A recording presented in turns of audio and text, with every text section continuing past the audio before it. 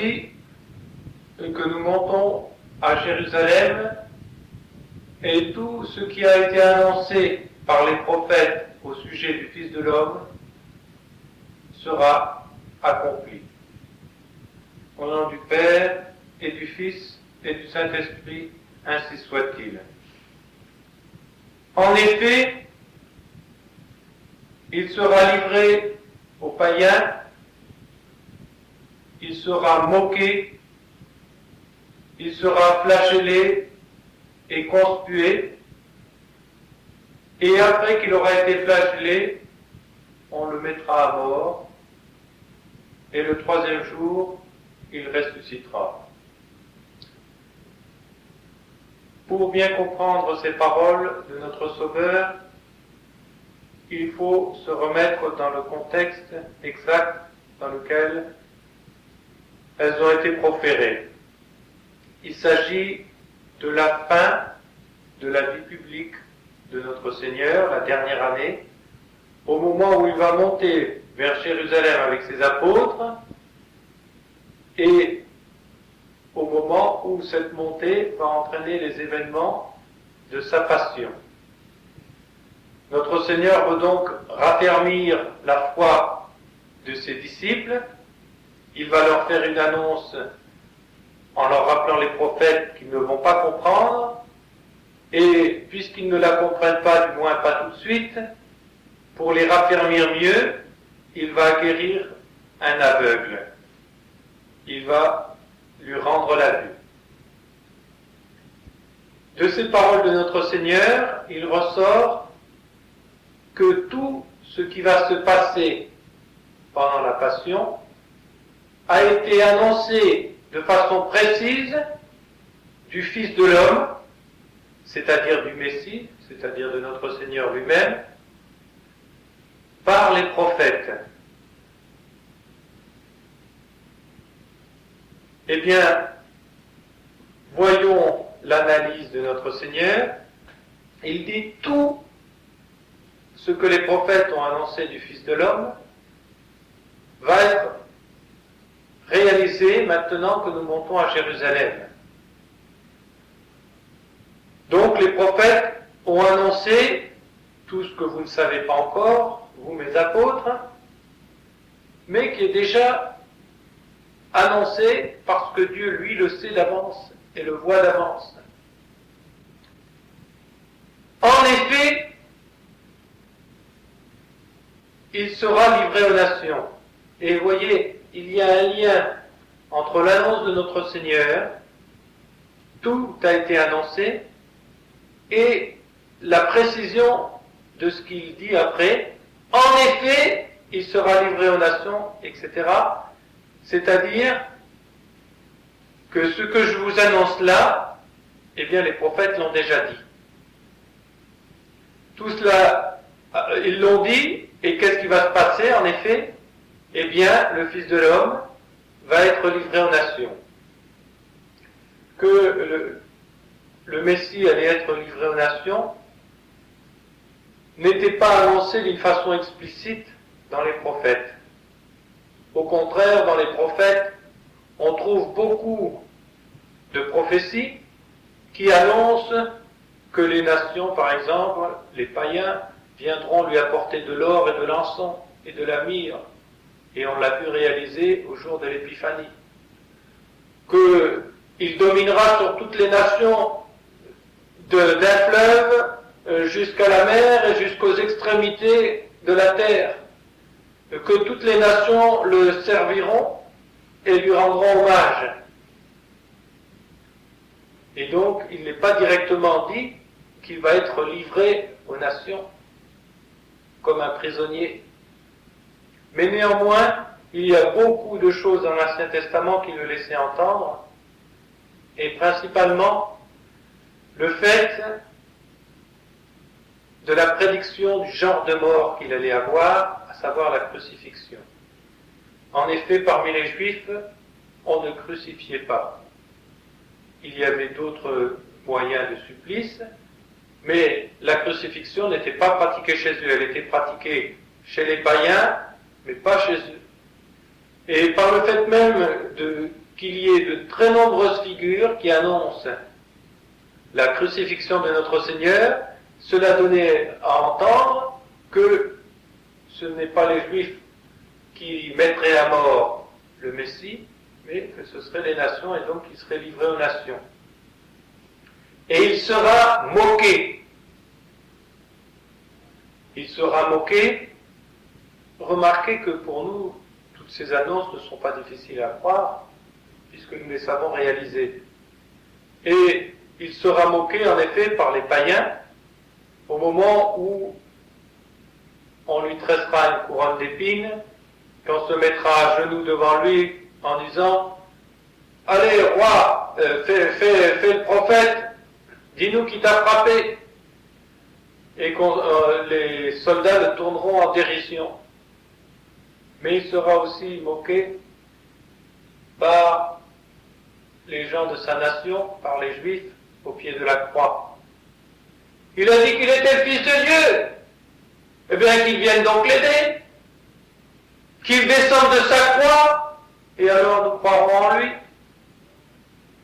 Et toutes ces paroles, eh bien, elles étaient prédites dans les psaumes. Dans les psaumes, il était dit, notamment dans le psaume 21, que notre Seigneur serait crucifié, on percera mes mains et mes pieds. On voit tous les détails dans ce psaume de la crucifixion, y compris la soif, y compris qu'il sera entouré de gens hostiles, et les paroles mêmes des Juifs, s'il est le Fils de Dieu, eh bien, que Dieu lui vienne en aide, etc., elles sont rappelées dans ce psaume, également au chapitre 2 du livre de la sagesse, et en d'autres endroits. Donc, il était prédit d'une façon précise que le Messie serait moqué, serait outragé. Il sera flagellé. Cela non plus n'était pas directement dit dans les prophètes, bien qu'il y a plusieurs passages qui disent qu'il sera frappé.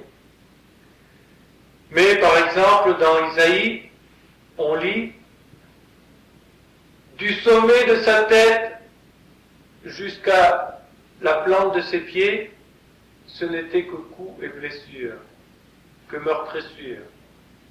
Je le vis, et il était semblable à un lépreux. Le lépreux, la chair se décompose, se forme en lamelles, et puis peu à peu elle tombe. Eh bien, quand quelqu'un est flagellé, les fouets lui creusent d'abord des sillons dans la peau, puis déchirent les chairs qui pendent d'abord, et puis qui finissent par tomber également. Et donc on voit l'atroce supplice de la flagellation représenté ainsi dans Isaïe. Il sera conspué, c'est-à-dire on lui crachera dessus, on lui crachera au visage. Et effectivement, on voit que déjà dans le Sanhédrin, on lui crache dessus quand il dit qu'il est vraiment le Fils de Dieu. On lui crache dessus également au moment où les soldats lui font la couronne d'épines. Et il est dit dans un psaume, « Je ne détournerai pas la face conspuentibus in me, de ceux qui me cracheront dessus. » Donc cela a été aussi annoncé avec précision. Et après qu'il sera flagellé, car voyez, notre Seigneur, tout en citant les prophètes, et je vous montre que les prophètes, d'une manière au moins implicite, quand ce n'est pas d'une manière explicite, avaient annoncé tous les détails de la Passion.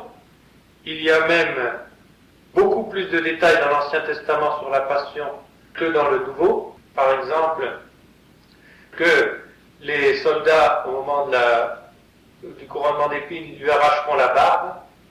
C'est dit dans Isaïe, qu'ils lui donneront des coups avec le pommeau de leur lance.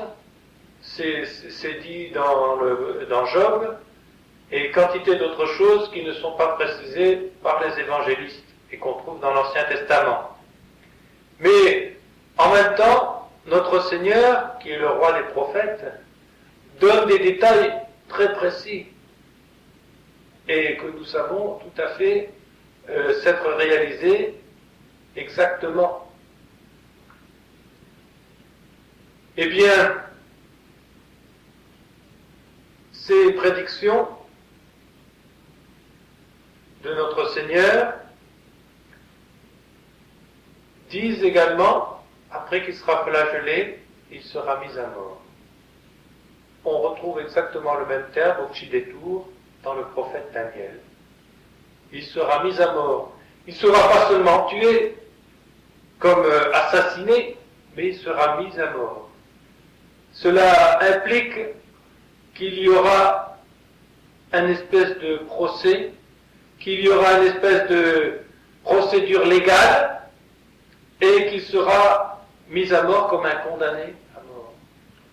Et c'est effectivement ce qu'on verra se passer, d'abord avec un pseudo-procès au Sanhédrin, illégal puisque fait de nuit, et puis un nouveau procès le matin, déjà avec des gens déjà gagnés d'avance, et enfin, même pas un procès, mais un simulacre une ombre de procès avec Pilate, où il y aura seulement quelques demandes à notre Seigneur, et où il s'en tiendra seulement aux accusations injustes des princes des prêtres.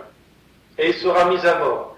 Donc, on voit que tout a été réalisé avec minutie, et que tout avait été annoncé par les prophètes avec minutie. Normalement, quand notre Seigneur rappelait cela aux foules d'une part, et à ses apôtres en particulier, ils auraient dû se rappeler de ce qu'avaient dit les prophètes et croire que ce que notre Seigneur leur disait allait se réaliser. Mais, nous dit l'Évangile, ils avaient comme un voile devant les yeux et ils ne comprenaient pas ce que notre Seigneur leur disait. Notre Seigneur leur annonçait d'ailleurs aussi que 3 jours après, il ressusciterait. Ils avaient un voile sur les yeux parce que les rabbins leur avaient tellement dit que le Messie serait quelqu'un de très glorieux, qu'il écraserait ses ennemis, qu'il les foulerait aux pieds, mélangeant les prophéties qui concernent le deuxième avènement de notre Seigneur sur les nuées pour le jugement dernier, avec celles qui concernent sa première venue de miséricorde ici-bas. Et alors, il le voyait tellement glorieux et honoré que quand il s'agissait du serviteur souffrant, qui est dépeint en Isaïe ou par d'autres prophètes, il n'arrivait pas à comprendre que ça puisse s'appliquer au Messie. Et effectivement, non seulement en ce qui regarde la passion, mais toute la vie de notre Seigneur a été prédit. Je vous ai rappelé tout à l'heure les rois mages qui étaient annoncés. Mais au début de la vie publique, notre Seigneur est dans la synagogue de Capharnaüm, on l'invite à faire la lecture, il prend le rouleau, et c'est justement Isaïe. Voici qu'il m'a envoyé pour évangéliser les pauvres. Et il continue la lecture d'Isaïe. Et on lui demande, à la fin de la lecture, son commentaire. Eh bien, son commentaire, il est très court. Aujourd'hui même, devant vos yeux, cette prophétie a été accomplie. Et il va s'asseoir. Parce que c'est le début de sa vie publique et qu'effectivement, il va évangéliser les pauvres. Que les prophètes, eux, savaient très bien la passion de notre Seigneur. Ils savaient qu'il serait glorieux, et ils l'avaient annoncé, mais ils savaient d'abord que cette gloire, il la payerait par sa passion. On en a des preuves manifestes, d'abord par les prophéties elles-mêmes, mais également au moment où notre Seigneur, justement, là encore, pour préparer sa passion, on le verra normalement au milieu du carême, entraîne ses apôtres, du moins les 3 préférés, les 3 meilleurs, Pierre, Jacques et Jean, sur le mont Tabor, et ils se transfigurent devant eux, et viennent Moïse et Élie, l'un venant des limbes et l'autre venant de la région mystérieuse du ciel où il a été emporté. Et de quoi nous parle-t-il? Nous dit un des évangélistes, un des trois évangélistes qui rapportent cette scène, et il s'entretenait avec lui de ce qu'il allait devoir souffrir à Jérusalem. Donc il parlait déjà à l'avance de la passion et de ce qui allait s'y passer. Moïse était un grand prophète, il avait dit, viendra après un grand prophète comme moi. Donc s'il annonçait un prophète comme lui, c'est que lui-même était un grand prophète. Il n'a pas révélé tout ce qui concernait la passion parce que c'en était pas l'heure, et même s'il n'a pas eu beaucoup de détails à ce sujet, quand il a vu arriver dans les limbes après lui, au fur et à mesure, tous les prophètes, eh bien il a eu tous les détails qui sont annoncés dans les autres prophètes. De même, Élie était un très grand prophète, un grand thaumaturge.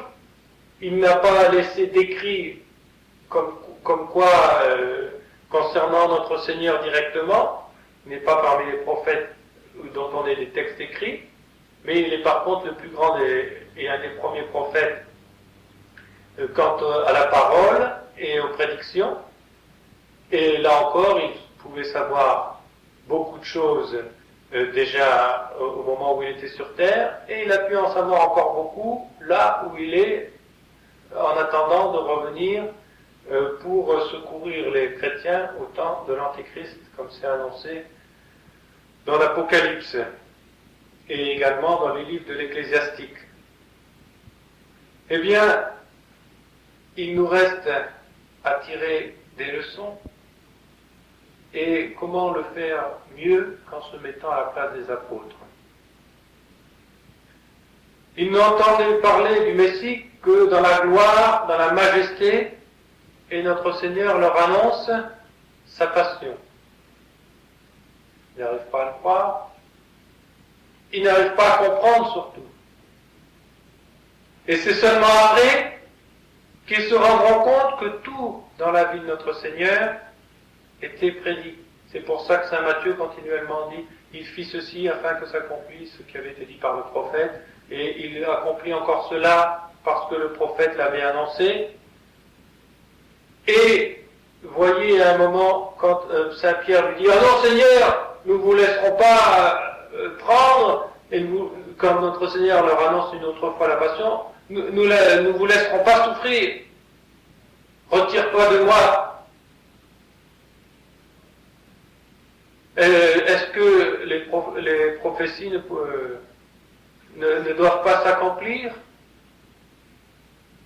Et continuellement, on voit, bien qu'on n'en ait que quelques échos dans les évangiles, que notre Seigneur fait appel à ces prophéties pour qu'après, l'intelligence des apôtres, quand ils verront se réaliser la passion, qui était une source de scandale énorme, de voir celui qui avait fait tant de miracles, qui leur avait prouvé qu'il était le Fils de Dieu par ses miracles et ses prophéties, être réduit à rien comme il allait l'être, il y avait de quoi s'imaginer que c'était un imposteur, surtout quand on croyait que le Messie devait être très glorieux, et tout de suite.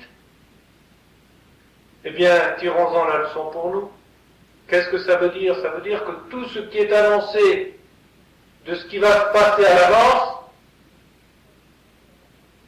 ça a été tout annoncé dans l'Ancien Testament, ça s'est réalisé dans le Nouveau.